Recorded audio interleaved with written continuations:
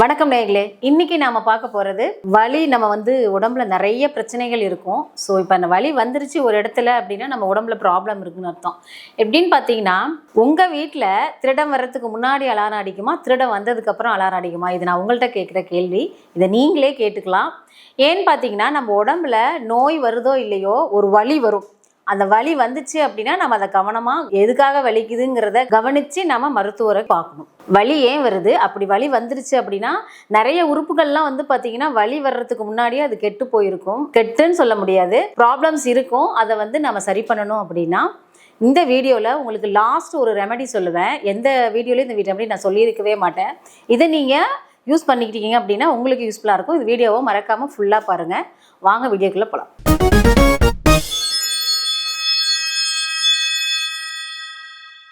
இப்போ நம்ம கல்லீரலில் ப்ராப்ளம் இருக்குது அப்படின்னா அது வலியை காட்டாது, உடம்பு முழுக்கவே ப்ராப்ளத்தை காட்டும். என்னன்னு பார்த்தீங்கன்னா, உடம்பெல்லாம் பிச்சுக்கும், தலை ஒரு மாதிரி சுத்துற மாதிரியே இருக்கும், பசி இருக்காது. ஏன்னா மது பிரியர்கள் நிறைய பேர் இருப்பாங்க.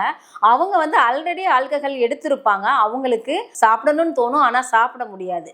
இந்த ப்ராப்ளம்லாம் இருக்குது அப்படின்னா நம்ம கல்லீரலில் ப்ராப்ளம் இருக்குது. கல்லீரலை நாம் கம்பல்சரி செக் பண்ணணும். அதே மாதிரியே ஹார்ட், இது பார்த்தீங்கன்னா நமக்கு தலை சுத்தல் இருக்கும், மூச்சு திணறல் இருக்கும், லேசாக நம்ம உடம்பு பெயினாக இருக்கிற மாதிரி இருக்கும். இது இருந்துச்சு அப்படின்னா, அதாவது ஹார்ட் அட்டாக் வர்றதுக்கு முன்னாடியே இல்லை வர மாதிரி இருந்தாலுமே இந்த மாதிரியான சிம்டம்ஸ்லாம் நமக்கு காட்டும். ஸோ இதை நாம் கவனத்தில் வச்சுக்கிட்டு உடனடியாக மருத்துவரை அணுகணும். அடுத்தது பார்த்தீங்கன்னா கிட்னி. இதுதாங்க நம்ம உடம்புலே மிக முக்கியமான ஒரு பார்ட்ஸு.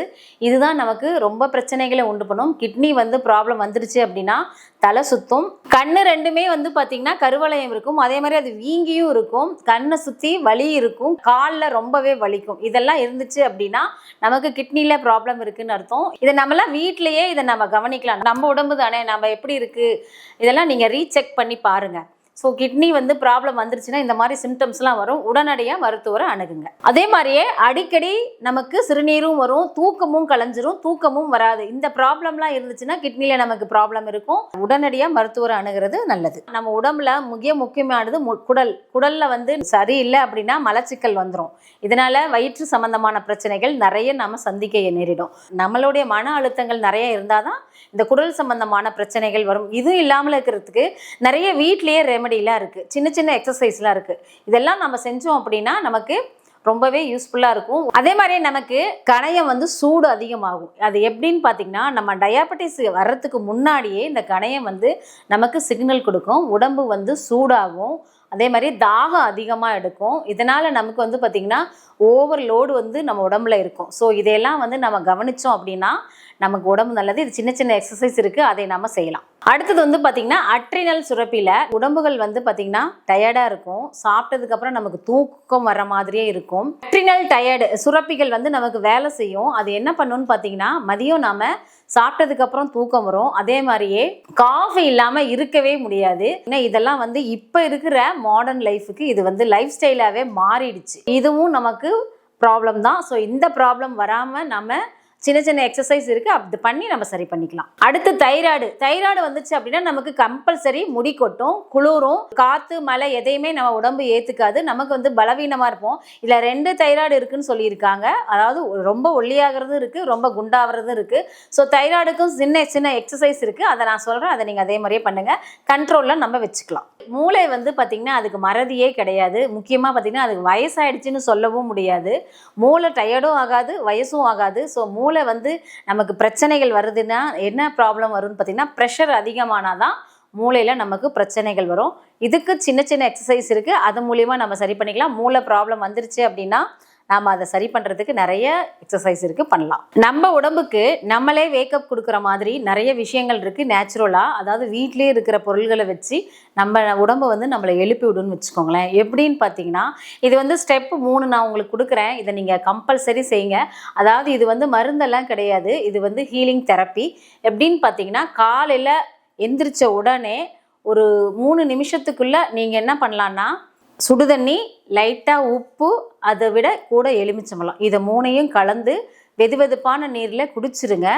உங்களை வந்து காலையிலே அது சீக்கிரம் எழுப்பி விட்டுரும். இது வந்து பார்த்தீங்கன்னா உங்களுக்கு இது நீங்கள் ஃபஸ்ட்டு நீங்கள் ஒரு தொடர்ந்து ஒரு 10 நாள், அதான் நம்ம ஆல்ரெடி சொல்லியிருக்கோம் 21 நாள் இதை நம்ம செய்யணும்னு சொல்லி. எதை பண்ணாலுமே 21 நாள் நம்ம பண்ணோம் அப்படின்னா அதை அப்படியே நம்ம பழகிக்குவோம்.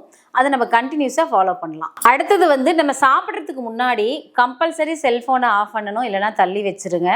நம்ம உட்காந்து நல்லா மூச்சை வந்து கவனிக்கணும். அதாவது ஒரு 9 முறை மூச்சை உள்ளே இழுத்து அடுத்த 9 முறை மூச்சை நம்ம வெளியே விடணும். அதுக்கப்புறம் நம்ம சாப்பிட்டோம் அப்படின்னா நம்முடைய கணையம், கல்லீரல், இதயம் வந்து சாந்தப்படுத்தும். அதே மாதிரியே ஸ்ட்ரெஸ் ஹார்மோன் வந்து டைரெக்டாக நமக்கு குறைஞ்சிரும். ஸோ இதை நம்ம ரெகுலராக ஃபாலோ பண்ணிட்டு வந்தோம் அப்படின்னா இன்னும் கொஞ்சம் நல்லாயிருக்கும். அதே மாதிரியே வலது கை தூங்க போகிறதுக்கு முன்னாடி நம்மளுடைய வலது கை வந்து நம்ம மார்பிலையும், இடது கை வந்து நம்ம வயிற்று பகுதியிலையும் வச்சுட்டு ஒரு 3 நிமிஷம் அதை வந்து நம்ம அமைதியாக வச்சுட்டு நம்ம உடம்பு, நம்ம மனசு பாதுகாப்பாக இருக்குது அப்படிங்கிறத மனசுக்குள்ளே நீங்கள் சொல்லணும். நம்ம உடம்பு வந்து பாதுகாப்பாக இருக்குது அப்படிங்கிறத மனசுக்குள்ளே நீங்கள் சொல்லிட்டு வாங்க. ஒரு 3 நிமிஷம் சொன்னீங்கன்னா உங்கள் பிரெயின், உங்கள் தைராய்டு, உங்கள் வேகஸ் நர்வன் இது எல்லாமே வந்துட்டு ரீசெட் ஆகும். போலி மாத்திரை மாதிரிலாம் கிடையாது. இது வந்து நமக்கு வந்து ஒரு ஹீலர் தெரப்பி.